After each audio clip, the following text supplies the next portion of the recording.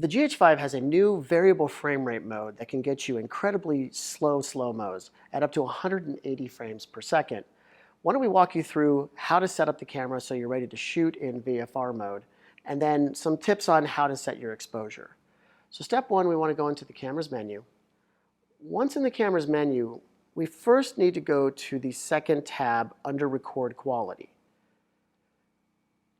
Once here, you're looking for a frame rate that has a symbol that says VFR. So you'll see right here it doesn't say VFR at all, which means this mode does not have VFR available.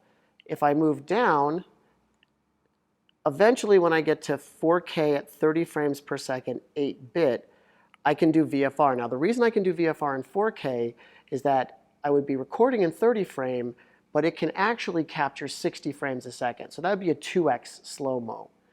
As we move down, you'll then see another 4K option, 24 frame. So this is going to be a 2.5 times slow-mo, recording at 60 frame, playing back at 24.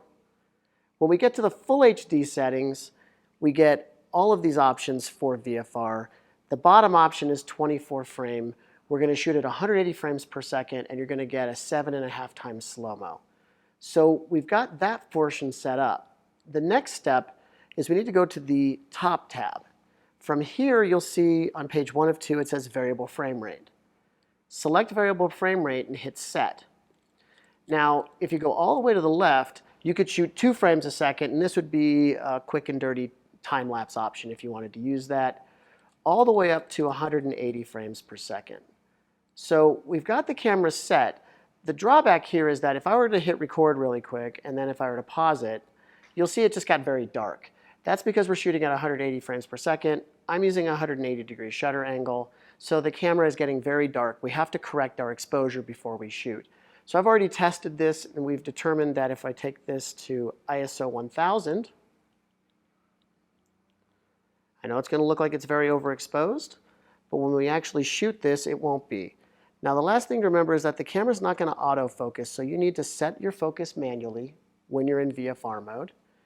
And Emily, if you want to get ready, and go ahead.